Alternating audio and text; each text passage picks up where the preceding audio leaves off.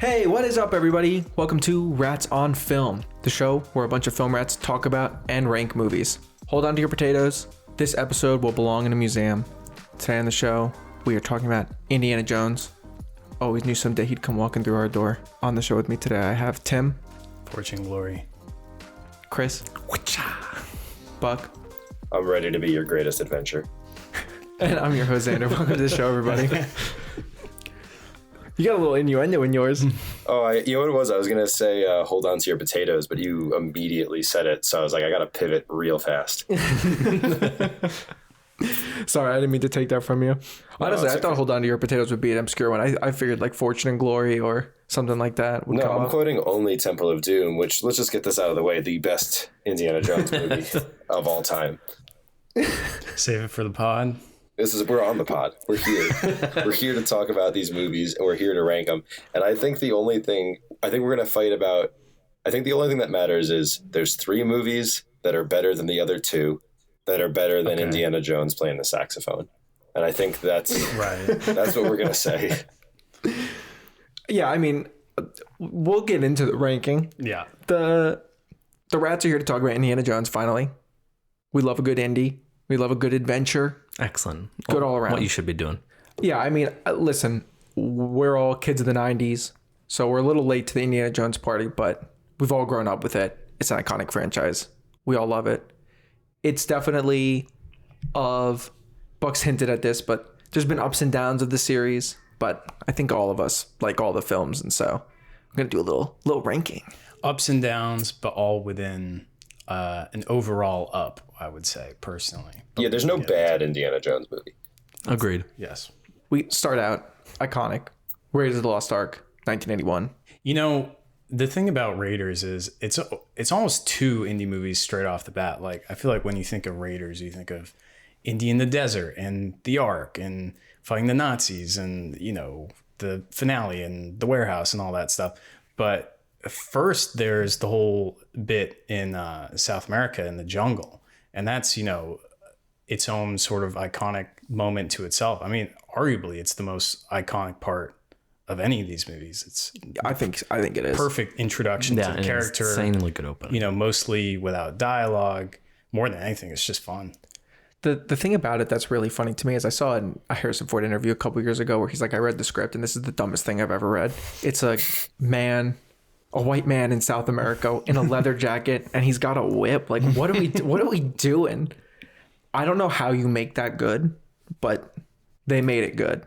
It's a great intro. Yeah, it's a perfect intro. The cinematography is on point. From the get-go, you get the tone of the movie with the Paramount transition and John Williams music and the lovely setup to revealing Indy's face in in one of the more brutal indie moments, which I love. He, you know, does everything right to get through the temple. He gets to the idol. He switches it out with the sandbag, which we think is, oh my God, he's so clever. Like, he's so smart. He knows what he's doing.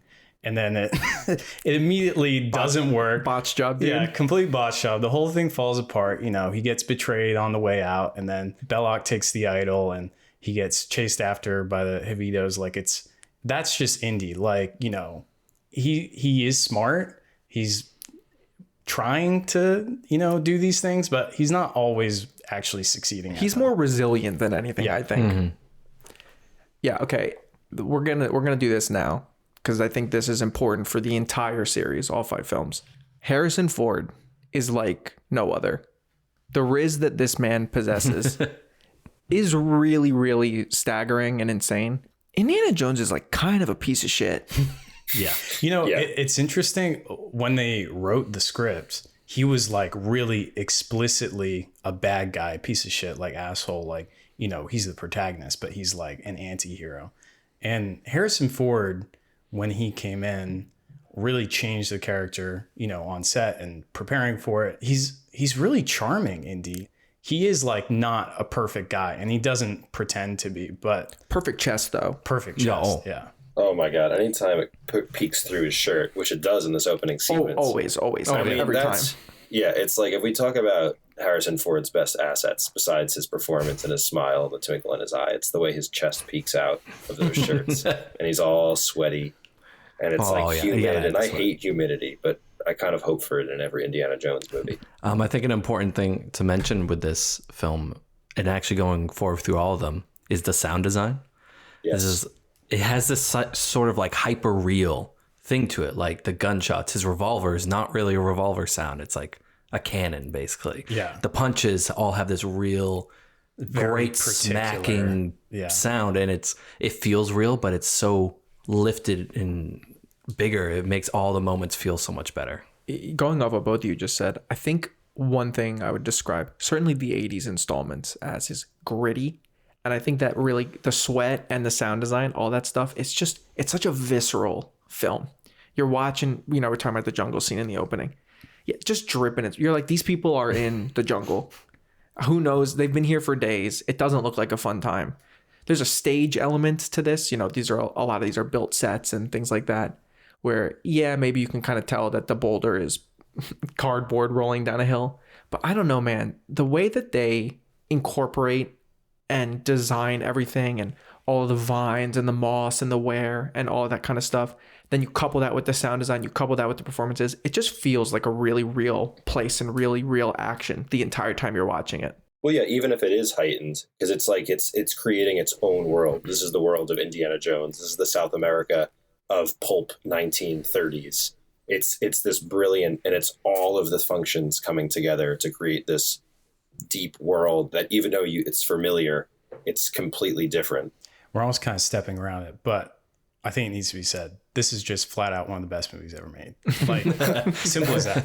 This is another movie has maybe on this podcast been called the best action movie. To me, this is the greatest action movie of all time. I love a great adventure. I feel like this has some incredible action sequences, a lot of variety in the kind of sequences they do. All, they play out perfectly. That incredible chase, the desert chase is amazing. Yeah, and all these things we're talking about, the practical locations and settings and the grit and the sweat and the sound design. It's the chest. The chest. Oh my God. Yeah, it's a perfect movie to me. Speaking of the ultimate, this is going to be brought up every single film, but John Williams adds so much. Not that this movie wouldn't be good or any movie wouldn't be good, but I think any movie John Williams scores adds so many points to it. And this score and the theme, the Raiders theme, and is one of the most iconic scores of all time. So many good themes in this movie. Yeah.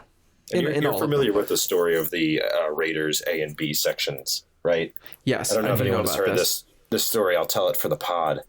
John Williams presented Steven Spielberg with two options for the Indiana Jones theme. And the first was the A section of the Raiders March. Dun, dun, dun, dun, dun, dun, dun. And the second was dun, dun, dun, dun, dun, dun, dun. And Steven Spielberg just responded, "Great, I'll have both." And John Williams had to merge both of those together to create what is just like, it's a symphonic piece that builds and grows. And it's amazing. Like, you have the James Bond theme, in Star Wars you have the main Star Wars theme. But in Indiana Jones, you have one theme that kind of works in several places.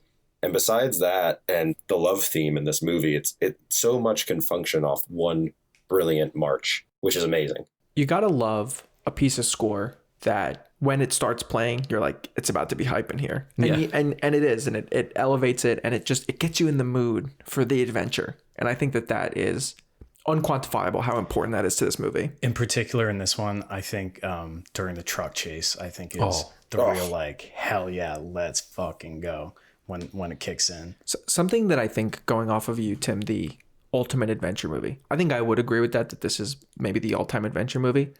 And I think, to give Spielberg a shout out, I think something that is unsung about his direction is how direct and concise it can be. So many of the scenes in this movie are really short, really to the point. The movie basically goes back and forth between dialogue exposition scenes, not even character-based dialogue scenes. They're just exposition scenes. They're like, what's the Ark of the Covenant? Some stupid guys from Washington are here. Explain it to me like I'm 5, and they have to do it. But it's so punchy. It's so quick to the point. You've got charismatic performances like across the board. I mean, Karen Allen's great. John Rhys Davies is great. So you've got all of this, and Spielberg just has this really great pace about him where you're just exposition, action. And it's just such a ride the entire time you're watching it. It's just, yeah, it's punchy. It's to the point, but it's really legible. It's easy to follow, and it's hard not to fall in love with it. Shout outs to Shooting the Swordsman. Shout outs to Dysentery. Shout outs to fighting the giant Nazi on the plane. Oh my god! For action when he sequences. gets cut up. Oh, I mean, so yeah, just like Indiana Jones is falling flat on his ass. I mean, that's just like a perfect image. there's so many things that are just visceral. The fights, I think, more so than any of the other Indiana Jones movies, the fights and the violence in this movie feel very visceral. And that goes back to what Chris was saying about the sound design too. The sound design is in your face, and it does this very interesting way of immersing you by punching you in the face. It's definitely the most grounded of any of these movies. It does have that grit to it. Like, you know, this is the one where like Indiana Jones is, you know, he's not really the super, you know, savory hero that we might like him to be. And, you know, it all kind of works together. All right. Started on the top. Next up, Indiana Jones and the Temple of Doom, 1984. Best prequel ever. That might be true, dude. That is 100% true. I'd have to think about it, but that honestly is not a bad shout. I don't No, think that's it's a good way to make me feel better about the fact that this film is probably going to be ranked not number one after we finish this pod. Can I just say the open is a lot of fun. The opening is It's great, dude. kind of spy-y, kind of like a little bit different than this adventuring thing. This great, really fun musical number that kind of doesn't make sense for the space that they're in. It doesn't really matter. It's just kind of a throwback, and it just like it's so much fun.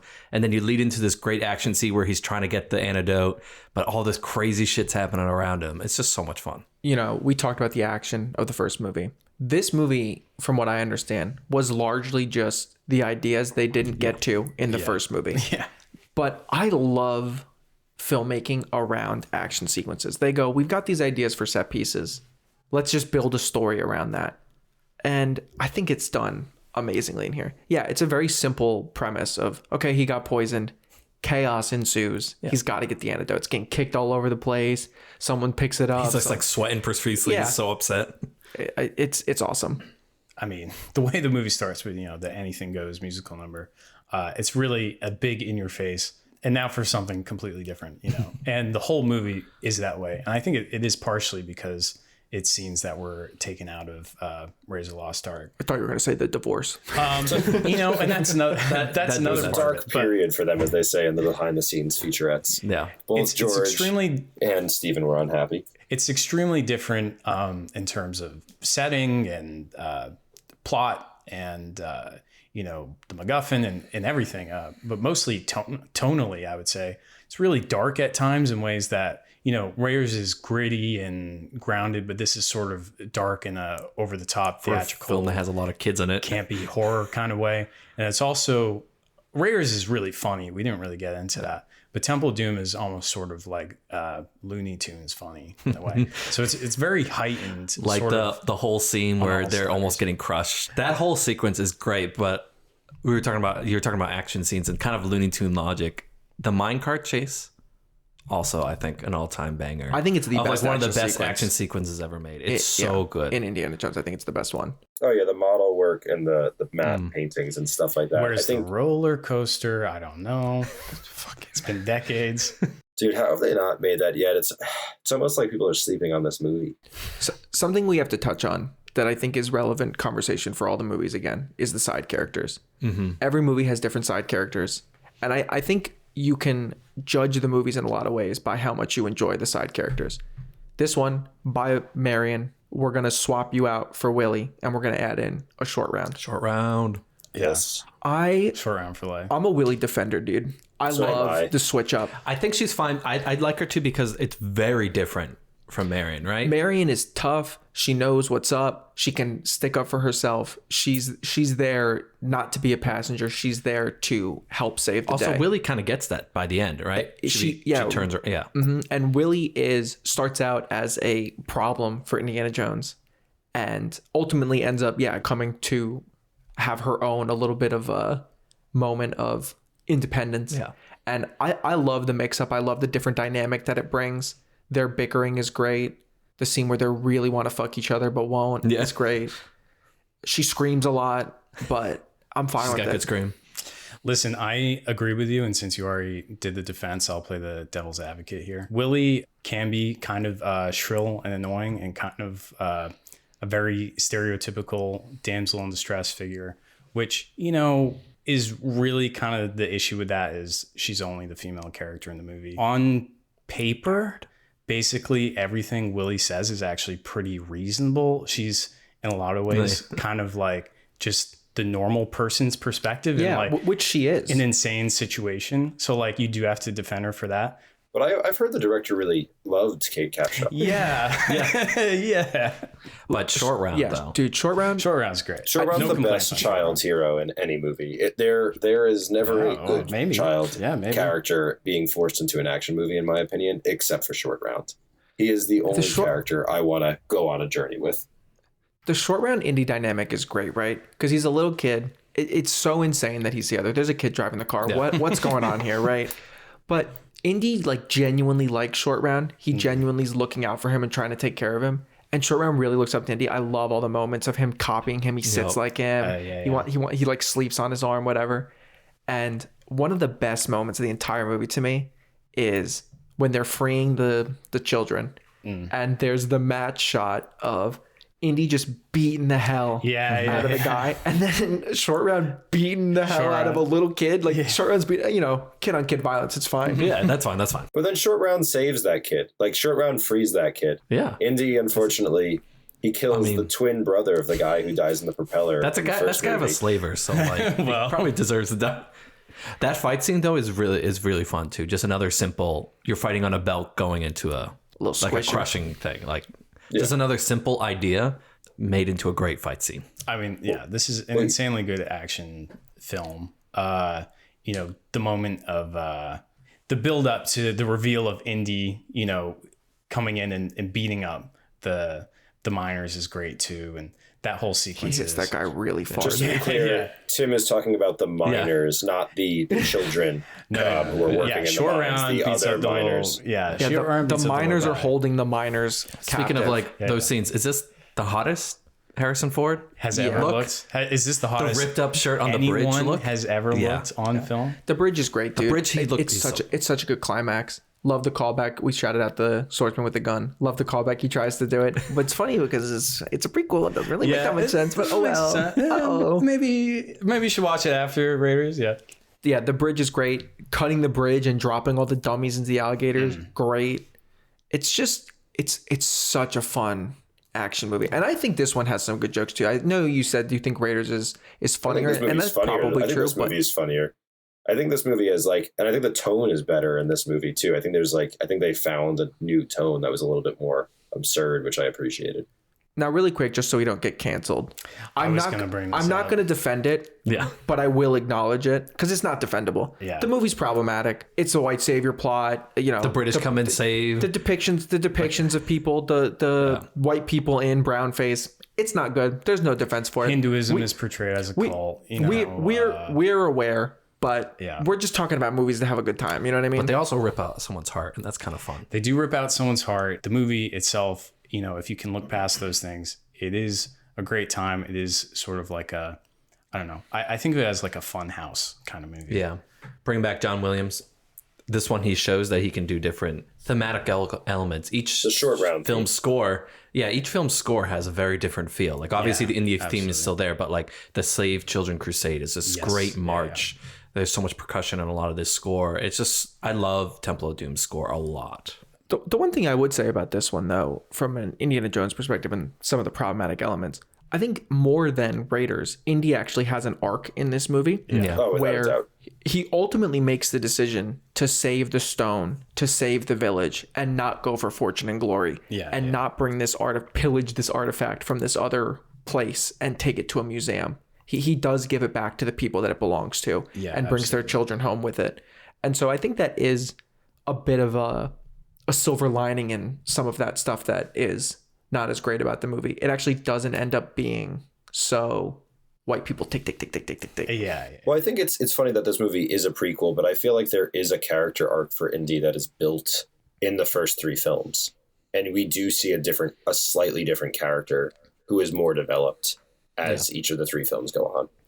All right, where are you guys putting Temple of Doom? Second. Number one. To me, there's no question. It's almost nothing about this is as good as Raiders. I think, here's my argument. I think Raiders is much more of an iconic piece. And I think there's sequences in Raiders that are better than all of Temple of Doom. But I think Temple of Doom is a more concise movie. And I think overall, the action is so much better. We talk about Spielberg and directing, and I think we don't talk about how clearly he directs action. This whole movie is just constantly moving. And I think this is the best action Indiana Jones movie, and I think it's different than Raiders. I have a hard time comparing them because I kind of view this as the nonstop action thrill ride, and I think that's what it succeeds in. So I'd prefer that to Raiders. When I was a kid, I severely disliked this film. I'm a scaredy rat, famously. And this movie's scary, dude, pulling hearts out of chests. That really freaks me out. Yeah, dude, as a kid. it's creepy. Yeah, I was the one watching it, and Tim was like, As an adult, I've had a newfound love for this movie. And specifically, I'm with Buck. I think the action in this one is the best in the series. I think the minecart is the best set piece that they've ever done. I just love it. I think it's great. And I love Short Round, and I like Willie. So, this one's got my favorite side characters of the series, and it's got my favorite action You like of the Willie series. more than Marion, though? I don't like her more than I like Marion, Willie but more. the combo of Willie Short more Round than Willie, Marion. I do I mean, like. Salah's great. We I like didn't even Salah. mention Salah. Like, Salah's great. Well, we're going to talk about Salah when we get to Dial of Destiny. So, I mean, I could tie it and make it go to Phone a Rat, but I'll go Raiders. Raiders has long been my favorite, but I do kind of in recent years, I love Temple. Like, it's not a hot take to say that Raiders is better. But I think everyone, listen, Buck, it's good that you were here to really make the case, because I think everyone here on the pod fully agrees that Temple of Doom is an amazing film. It's underappreciated. Yeah, none of us It's really don't like- underappreciated. Yeah. Yeah. Because, there are people out there who, to this day, will tell you that this is the worst Indiana Jones movie, like by That's a That's wide ridiculous. margin. That is so ridiculous. I don't agree with. Next up, Indiana Jones and the Last Crusade, 1989. this is the first one I ever saw. Yeah. First Indiana Jones I ever saw was at my friend's house. We rented this at Hollywood Video on VHS. And I was like, hell yeah, this is amazing. Why have I never watched this? I think I saw them in order. I saw them in order The too. first one. And so I have a very love this. Yeah, I saw this one first because, Chris showed it to me. And in a way, to me, this is still Indiana Jones, this movie. Speaking of side characters, Sean Connery as his dad is brilliant. Second best side characters in my notes. He's amazing in this film. Sean Connery doesn't get sometimes credit for actually being a good actor, just thought of as James Bond, which he's great, but he's so good in this also film. being a funny actor, dude. He's so funny in this. He's so funny in this movie. This movie's hilarious. This movie plays almost more as a comedy than an action movie, even though the action's the best. And I think story-wise, emotionally, this is the best film. Yeah, this objectively. father-son. Yeah, it's the most of bonding it's certainly trip. like the most Spielberg in that way. To me, the father, Henry Jones Sr., is my favorite side character purely because of the emotional content. I feel like there's the relationship between the two of them powers so much of the film itself that I feel like he's inextricable from this movie. It's really funny, actually, casting Sean Connery, known James Bond, original James Bond tough guy, as Henry Jones, this professor who doesn't like the fight, who doesn't like, conflict, who's just also kind of dumb, like just oblivious the whole he's movie. very book smart, but Yeah. not what we would say, like street smart or something. But like it's brilliant and very fun also to pair him with Indy, who's obviously, very gung-ho about punching someone or dealing with a situation. And it's just like a great pairing to them together. You get a very different Indy in this movie because he almost goes back to like little boy trying to impress his dad. Yep. He's very much got like the always looking at him for approval, and Sean Connery's just never impressed. Like I love when they escape on the motorcycle, iconic sequence. Sean Connery in the sidecar is just it's such a funny visual. It's great. And he like jousts the man and looks at Sean Connery. And he just sits there, like looks straight ahead. Complete disapproval. Yep. The scene when they finally meet up, like in the middle of the movie at the castle, is perfect.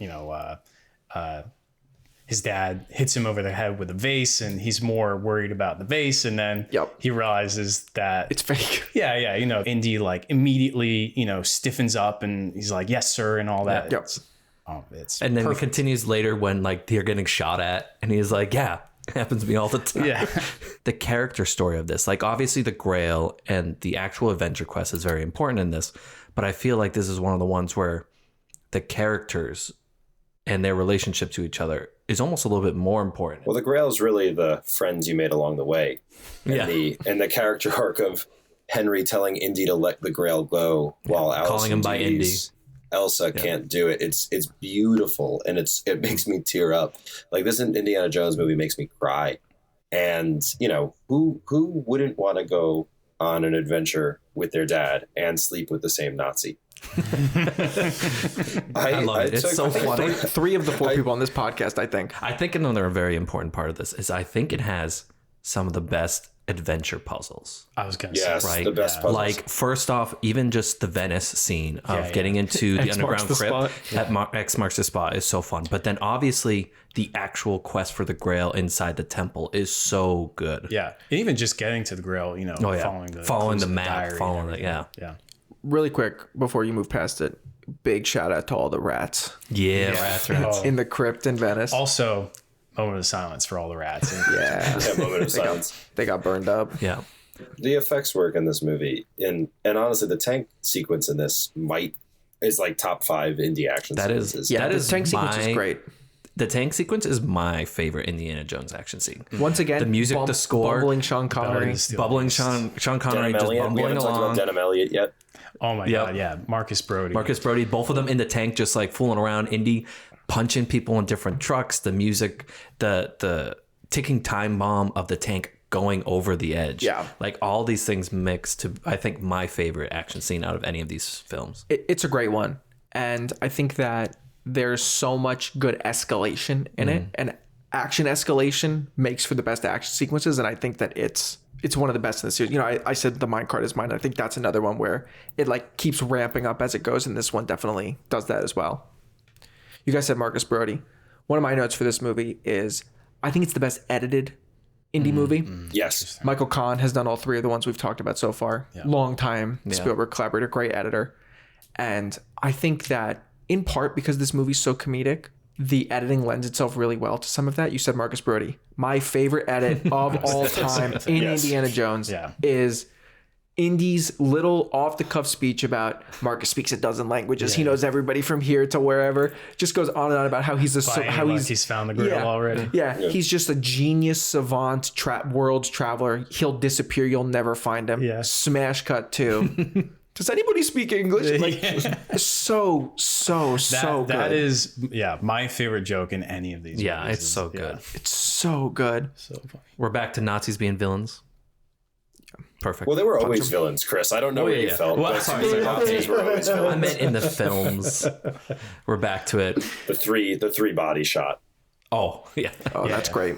What's great about the main villain, this one, Walter Donovan, like in a way you would maybe say that he's actually like the least interesting. No, Julian Glover is a brilliant actor. But Julian, he adds so much to it. And also like, it's a really interesting character. Like he's just like this American socialite who, you know, has no problem like dropping everything, you know, dropping any sort of moral scruples to work with the Nazis, you know, for personal gain. He's pretty dumb because just hire Henry Jones yourself to go get the Grail. You hired the Nazis to kidnap Henry Jones to go get the Grail so you could have a mortal life. Like you too many steps, man. Cut out the middlemen. Cut out the middle Nazi. So what I really like about Donovan is he has, you know, he has this whole speech about how like, he's like, you know, who cares about the Nazis, whatever. They're going to go the way of the dodo, you know. But then at the end of the movie, you know, he has the "you chose poorly," you know, iconic. One of my most quoted things I've ever he, say. You know, turns into a skeleton, which again, iconic visual moment. And The then effect is so good. Yeah, so good. And then what's the only thing left of him? The Nazi pin. You know what I mean? Like it's a great metaphor. Yeah. It's insane we haven't talked about this yet. The opening of this film. River Phoenix. Young Indy River Phoenix. He's so good as and yes, this is one of the things. Oh, the action's so good. It's weirdly one of the things I hate most about prequels, where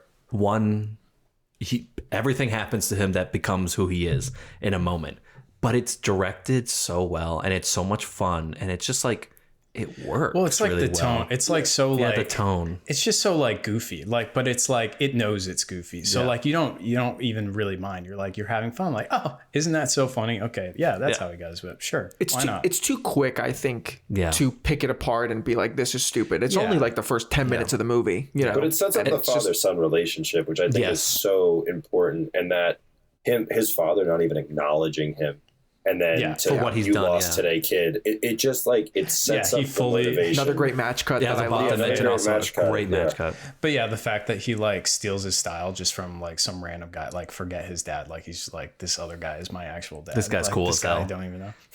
This The guy one thing steals. that sequence does, though, which I feel like doesn't get talked about enough in a lot of movies where they're setting up young characters or trying to show how cool they are, Indy fucks up so much in that sequence. The horse moves out of the way. He falls on his ass. Yup. He's constantly barely getting out of the sequence. It's so good. rhino He's almost not, killing him. he's not good at things. Yeah, he's setting up his scrappiness, which is what we love and why we empathize with him, even though he's a dick.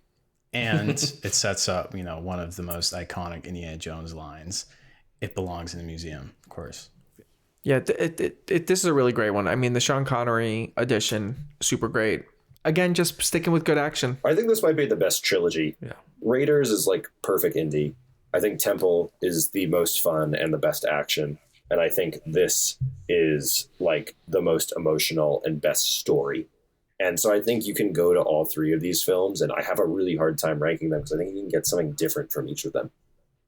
Yeah, it is a great trilogy. Also, the final shot of this film, I love. Oh, Them riding off in the sunset it's together. almost like it should have ended there. Hey, let's rank this one because we got two more, Buck. Don't get excited. Get excited. Where you guys putting I am going to Crusade? put this above Temple, below Raiders. If you ask me this like maybe any other day, it might go above Raiders. This is the only one that I think could maybe go above Raiders. I don't know. I have it holds a insane very nostalgia special for place this, in my heart. I saw this a year ago on a plane, and this was my favorite Indiana Jones for like a week. And then I thought about it again. I think my issue with ranking this above Raiders is that means we're putting Temple at the bottom, which I just have a very hard It's not time going to stay doing. there. I think by my own logic that you can't have Temple with Raiders. I have to put this below Raiders. Yeah. All right, so you two are below. Where are you putting it, Buck? Third. Third? I'm also going to put it third. That's crazy. Temple's good, dude. Last Crusade's better. Listen, Xander, what do you want to do here? Which rat you're going? Well, yeah. I mean, here's the thing: we have behind the scenes established a protocol for such an event. It's not come up yet, but it is. It might be time to use it. Which is What is it which is the called? phone. It's called Phone a Rat. Phone a rat. Now we've Do you not have like preempted a this. slogan for it? Do you have like a buzzer? or No, like a yeah, beep maybe or- I'll put one in. I don't know. You gotta Depends on how like I feel editing it. phone a rat. So since this is the first time we're doing it, I think that the rule of it should be all we're think- asking them is Is it which better do they or like worse? better, Temple or Last Crusade? There we go, yeah, I Because was about Raiders to- is staying at the Yeah. top. Yeah, That's not Yeah. moving. So which rat are we? Tristan. Yeah. Tristan. Tristan. You're on one, Cam. Hello? Yo, this guy answers fast. Yo, what's up, Tristan? Yeah. You're on the podcast. We have a question for you. We're on a stalemate. We're on Indiana Jones. Do you prefer Temple of Doom or The Last Crusade? Ooh. There's only I one always had a answer. special place in my heart for Temple of Doom as a kid. I really like that one. Very nice. All right, thank you. Appreciate your contribution. Of course. All right, bye, dude. This horse Bye. shit. All right, it's the Collusion. side. Collusion. Collusion. Buck, we got I'm one. dude. declaring it. Collusion. Wow. Buck, how do you put Sean Connery below Temple of Doom? Don't, do you say don't that do you're a that, James Chris. Bond That's fan? a little bit unfair. I just think Temple How of Doom is would a- you do that? That is I so think Temple true. of Doom Buck, is like we have the to perfect There's a Indiana femme Jones fatale movie. in Last Crusade, just like James Bond. Who's also I'm in the Viva Kill. gonna revoke your little the card you have, your James Bond. Fan. We're gonna card. kick you off the James Bond pod. That Wow. way. I know you have a physical Xander, card. I've never but heard of that's such a shame. sore Buck, losers. Buck, Such sore Buck, losers yeah, who you're have not- to you're not resort kicked off to the James Bond. emotional. Yeah, you're not kicked off the James Bond pod. You're the James Bond guy. You're the James Bond rad. Like, All right, next up, we're getting to doesn't the even know who guys. John Guys, Connery we're is. getting to the good ones now. It's time for the good one. Indiana Jones: Kingdom of the Crystal Skull, 2008. I love this movie. No jokes aside, this movie is a great. Like, there's no bad Indiana Jones. This movie's a ton of fun. It's directed so well. This is a banger. There's so many Let's great be honest. sequences. Yeah, it's a great movie. There are some mistakes they made making this movie. It's not as good as the 3. No, I do not. I will also say I do not think a mistake was the nuking the fridge moment. I actually think it's fun. Oh, the nuking the That is not fridge the mistake fantastic. I'm talking about. It is just as ridiculous as most of the things that happened in the Indiana Jones movie. I mean, he jumped out of a plane in a raft. So, like, I don't care. It's definitely a step down from the other ones, but I also don't think it's a bad movie. But I do not like it nearly as much as the first 3.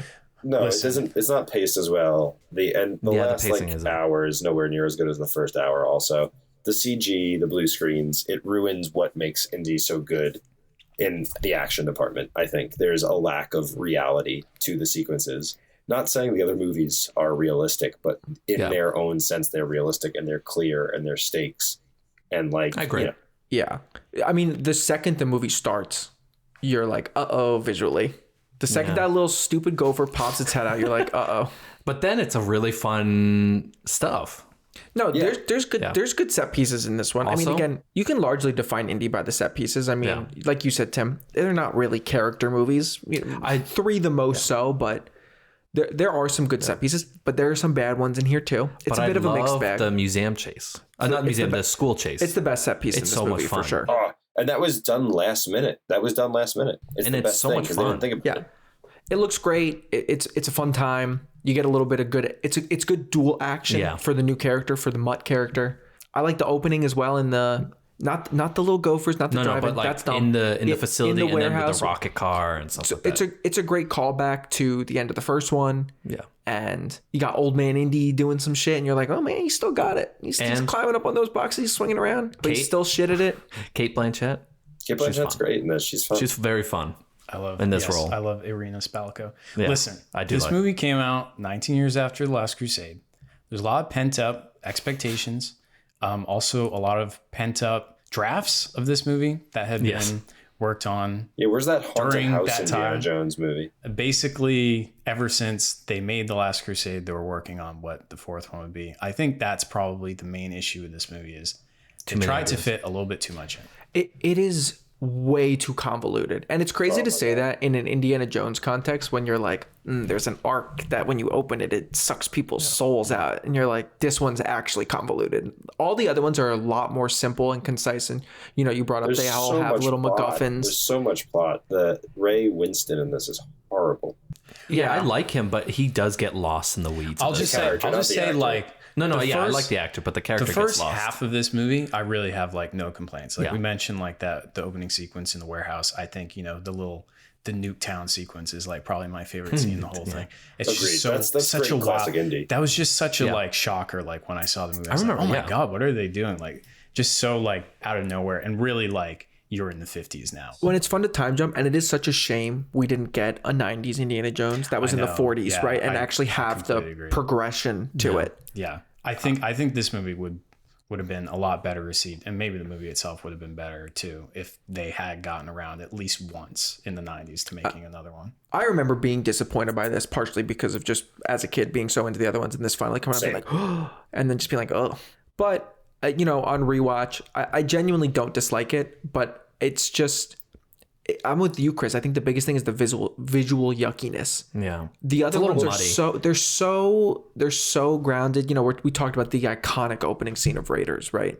And you're like, they're in a jungle, like this is awesome. And then you cut to this back in South America, and they're swinging through vines with monkeys, and you're like, this looks like shit. And it's soft. like, the whole movie is soft. It's got this glow I will say on the it. newest restoration of this movie is head and shoulders above, even I'd say theatrically. The 4K restoration of this is so good. It genuinely looks really good now when it didn't before. It is a different DP. It's Janusz Kaminski instead And he's good. I of like the slow Kaminsky's work. I don't know. kind of missed the mark a bit, but I think with the revisionist 4K, you can tell that the work is good. There was just a bad post-production look that was applied to it. Yucky. Yeah. But there are really good visuals in this. I mean, it's still Steven Spielberg. There's a lot of great visual storytelling. There are some great shots. I mean, the mushroom cloud, that is an iconic Indiana Jones image, I believe. Yeah. There's still, I think we latch on to some of the CGI stuff because it does feel so incongruous with the first 3 movies. Yeah, I think that's the big issue, right? But it just doesn't feel like the same universe. But I think there's less of it than you think. I think we remember that. But I think if you were to stack this up against like any other blockbuster coming out these days, you'd be like, oh my God, like look how many like practical, you know, they're using like models and stuff too. I mean, that's totally true. Yeah. Like the Nuketown model is really cool and iconic, and the way they blew that up is cool. The temple, you know, where they, you know, go look for clues with Oxley. That's a model. And, you know, it's not all. I'm just talking about the monkeys. Listen, The ants. I agree with you. Yeah. But it's not quite. Yeah, it's my not problem is, how like do you it's do not the like ants? visual like CGI sludge like top to back. But yeah, it is somewhat disappointing. But I like also, you know, something I do really like about like the back half of this movie is the aliens. I mean, that's and the aliens are great. That got ridiculed at the time of release, but that's I not love the problem the aliens. with this movie. Yeah. I think the problem actually is that we do not spend enough time in that later part at the temple with the aliens, with the people protecting it. It just feels kind of rushed when you get to that point in the movie. Yes. But I agree love with the you. aliens. It's kind of fun. And that's my aliens. issue with the movie. You know, I think there are too many characters. I think that's really what you can boil it down to. Ray Winstone, that is true. Mac, John Hurt. and John Hurt, Oxley. They're 2 characters too many.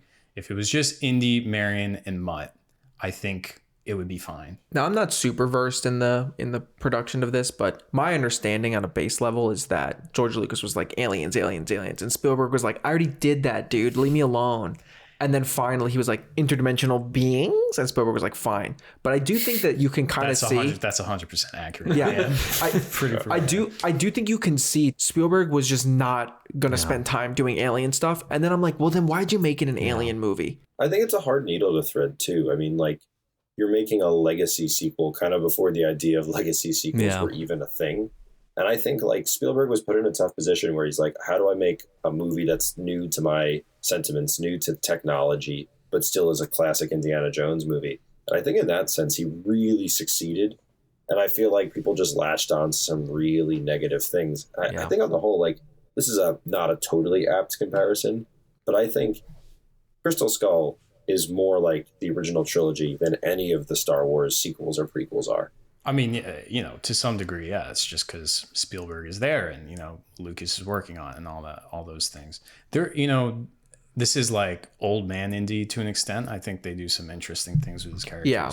You know, there's the great line, you know, we've reached the point in life where, you know, life stops giving and starts taking away. I think the only thing this movie really failed on in what it promised and what it delivered on is part-time.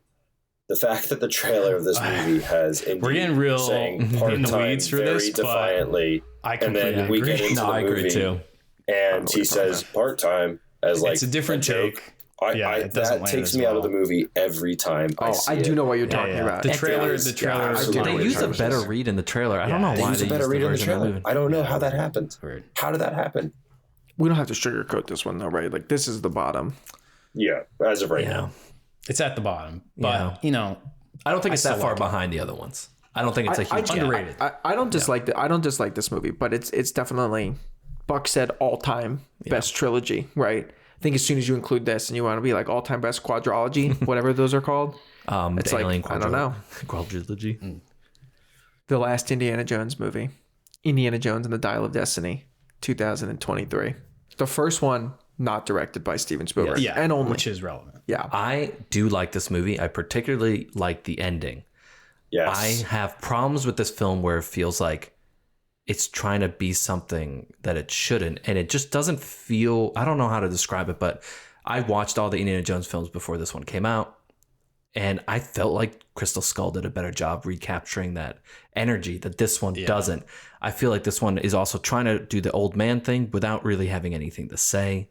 It doesn't have as many good action sequences. It has the same problem as Crystal Skull, but worse, where there's not a single good remembering action sequence from this. But I think what saves it for me is I really do like the ending, the going back in time. Oh, it's watching that in the theater was such a surprise. Yes, that's what I'm like. That was great. I'm with you on a lot of this. I will just say, I don't think I would say there's not a single good action sequence. I would say there's not a single great action Yeah, sequence. okay, that's Fair. Which I think is point, an fair important point. distinction. Yeah, that's a I don't fair think point. I like any of these. these. I like the yes. tuk-tuk chase. I think I don't it's pretty think any decent. of these action sequences are bad, but you're looking at a series that has Yeah. like, you know, All if you were times. to rank like the 50 greatest action sequences ever. Don't like, get me started though on the subway know. logic of the fact that when Indiana Jones gets on the subway after the horse, All he right. essentially is going back in the same New Yorker direction he brain. just fucking came. He's going Yeah, right back sure. into their hands. And also, like, the logic of where the subway was going, the announcement's screwy. It's like, you could have fixed that in ADR. Why didn't they do that? I don't have that logic, but I will say it's kind of an ugly looking scene. Well, let's go back really quick. We're talking about the action. I think we should touch on the opening of this movie. Yes. It was a really big deal when they made it. You know, ILM did all of this objectively incredible Yes. work to de-age Harrison Ford for, I don't know what it is, 20 minutes of the movie. It's a lot. It's a like very 25 long minutes. section of the movie. Technically, very impressive. Honestly, they're showing off a little bit. They're shining flashlights they in are. his face. Like, they're like, look what we did. I have mixed feelings on this. I have mixed feelings too. on this. My thought is just generally they got too cocky with it. yeah, there are some. I don't moments in think it holds up as well as they think it does. I don't think the sequence should have gone on as long as it does. I think they would have been a lot better served if it was half the time and they spent more It's time. almost like they did a sequence like this in another movie, The Last Crusade. Okay, but I do like the opening sequence. I like the idea behind it. I do Yes. think it's clever to sort of, you know, we are going back a bit. We're seeing Something a we haven't chapter, seen. yeah, that we sort of skipped over. Like Xander mentioned, like this would have been maybe the 90s movie we would have seen Indiana Jones actually in the war. So that's fun, but also, you know, it has, you know, plot relevance. You know, we're introduced to Mads Mikkelsen. How the and fuck we're did he survive introduced that? To the dial. He gets bashed. Archimedes Dial is a great Yes. new Indiana I Jones really MacGuffin. Yeah. I think it was a great pick. I like, you know, you said you like the ending going back in time. It's a good twist on the dial of what Yeah. you think the dial does. And I'm down for the setup that Indy ran into this artifact before and it's now coming relevant again in his old age. I just don't know that you get as much as you should out of that sequence when, I don't know, it just visually isn't up to par. Kind of my same complaint about 4, right? It just looks a little yucky. It looks a little muddy, and it's so long and it's so much of the movie. And I like old Harrison Ford. He's still got it, dude. The chest is still Put there. him He's in still. an action sequence. Put him in some sort of sequence that sets the stage for where he is. Yeah. Have you guys watched the behind the scenes of this? Because I think the thing that No. really burns my biscuits the most about this sequence is if you watch the behind the scenes, so much is practical. I but know. the haze of the color grade and making it look dark. The motorcycle stunt work they did is so thrilling in the camera negative, but watching it in the movie feels fake. It feels like a PS2 cutscene. Yeah. The parade is all practical too. crazy. There's real confetti. There's real horses. The horse and stuff they just is great. This is crazy thing because I like James Mangold's Yeah. direction and visual style almost all the time. Like Ford v Ferrari, Logan, like stuff like that. Kate and Leopold. But there's just, I don't know what it is about this movie. It doesn't feel like a good facsimile of Indiana Jones films, and it doesn't feel like his visual style either. It's kind of this No, weird it's mix weird. between the two. Like I would have been fine if it went fully to his visual style because it's a different director. I get it's a different director. It's fine. Or just like a full reproduction of the kind of visual style that Spielberg goes for. But it's this weird middle ground where I don't think it gels all the time and it feels off. This is my overall complaint with the movie. I think the pacing is bad. Part of it is what we already talked about. The opening sequence is too long. But the other part of it is the movie has a different tone, which I'm not going to hold against them really. I like that it is sort of like a more mature, more downbeat tone, you know, and it's Indy's older. The world has sort of left him by. He's kind of in a bad spot. I think that's fine. You know, it makes some parts feel a little slow, but I think the main problem here is the way that they have doled out what action sequences they're doing and when they're doing them, I think is a real issue. They have the first few sequences are all chases. I think that really front loads the movie in a way that feels repetitive. And then the rest of the movie feels kind of like it doesn't quite have the same energy. There's too many characters for them to cover. I mean, between like the villains, Phoebe Waller-Bridge's dad, Phoebe Waller-Bridge, past Indy, new Indy, Short Round Part 2, Antonio Banderas. It's like it's doing too much. Like every scene. Oh, not to mention the CIA agent who I forgot about. There's so much build. Every scene feels like a reset. A reset. Here's a new setting, and here's some new characters, and that are never going to come back. We're harshing on it a little bit. I like the characters in this movie. I think that is the strength of it. The action's just okay, and yeah, the pacing's a little bit off, but the characters themselves, I actually quite like Phoebe Waller-Bridge in it. I think her performance is good, but I also like the dynamic of she's also kind of a treasure hunter, but she's in it for the money. Yeah, she's in it for the fortune and glory. She's not in it for the it belongs in a museum aspect. And the two of them coming to a head over that, where she just wants the dial to sell it, and he wants it because it's bringing back this old sense of adventure that he's lost. I think that's a great catalyst for the film.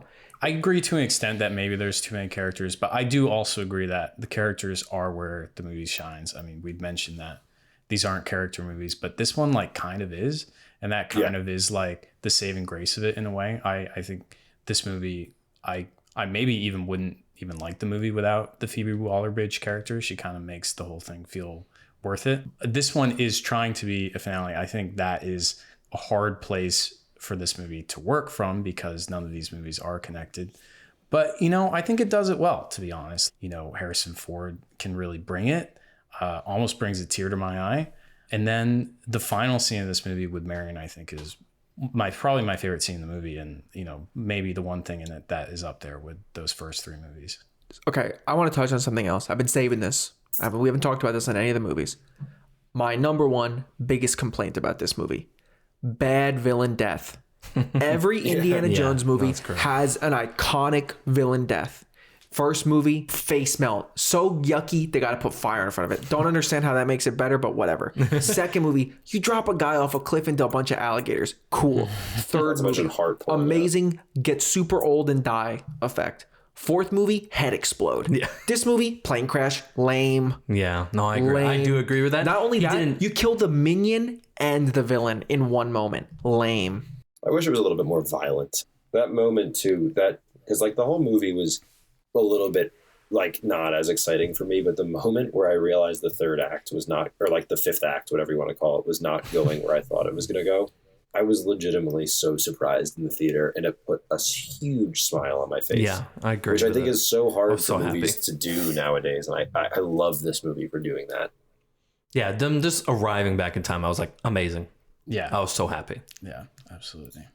I also like Indy wanting to stay. We talked about the ending a little bit, but I think what this movie doesn't get enough credit for is this brilliant character subversion, where the whole movie Indy's saying like Marianne couldn't handle Mutt dying, and Marianne couldn't handle her grief, and Marianne couldn't communicate, and Marianne couldn't do this.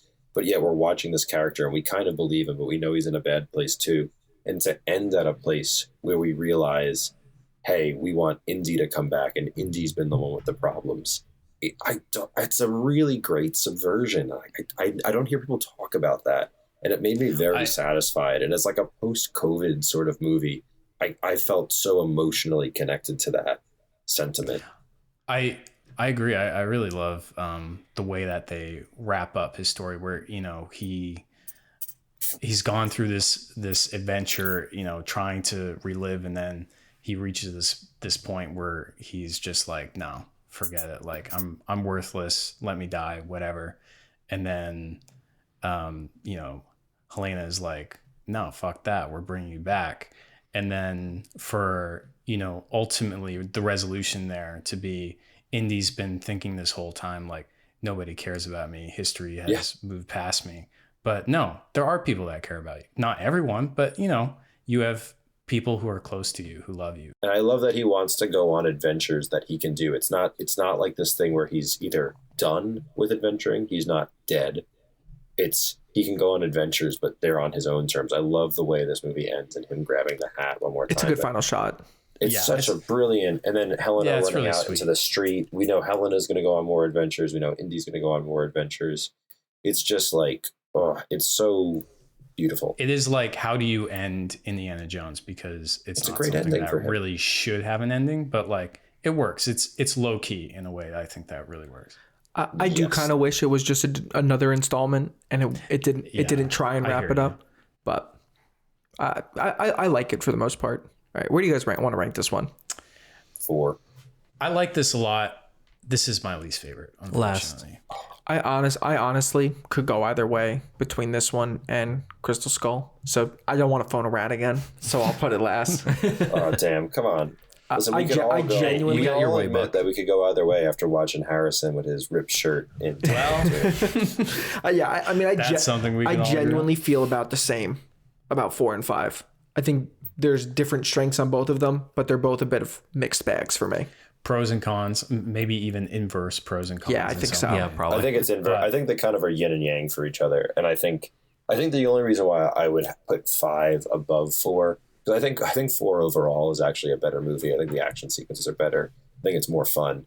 I just love the character work in 5, and the fact that I had such a strong emotional reaction to it that I did not have for 4. It edges it above for me.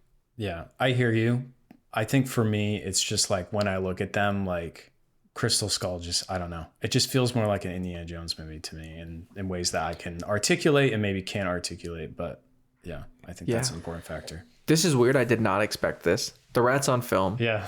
Official ranking for Indiana Jones, objectively in our opinion, starting from the bottom. Indiana Jones and the Dial of Destiny. Indiana Jones and the Kingdom of the Crystal Skull. Indiana Jones and the Last Crusade. Indiana Jones and the Temple of Doom. And the big cheese. Raiders of the Lost Ark. They just got worse. They should have stopped. I guess they should have quit while they were ahead. Crazy. I did not expect that to be the ranking, honestly. I feel slimy with the release order being the order. Yeah, it does feel that's like... It doesn't feel right. Weird. I really love these movies. I don't like ranking these movies. And again, like I was saying with the original trilogy, they all do something different for me. These are genuinely some of my favorite films ever. It was one of my favorite film characters. I just always have fun watching them. Yeah, I mean, I feel like if you grew up in the 80s or in our era, and Indiana Jones was part of your childhood, you're just like, this rules. Thanks for listening to Rats on Film, everybody. Tell a friend about the show where a bunch of little rats talk about and rank movies. We will be back in 2 weeks to talk about some more films, but in the meantime, you could follow us on social media and on Apple Podcasts and Spotify, Rats on Film Pod on all those platforms. And we'll come back. We'll talk about some more adventure movies sometime. Rats on Film.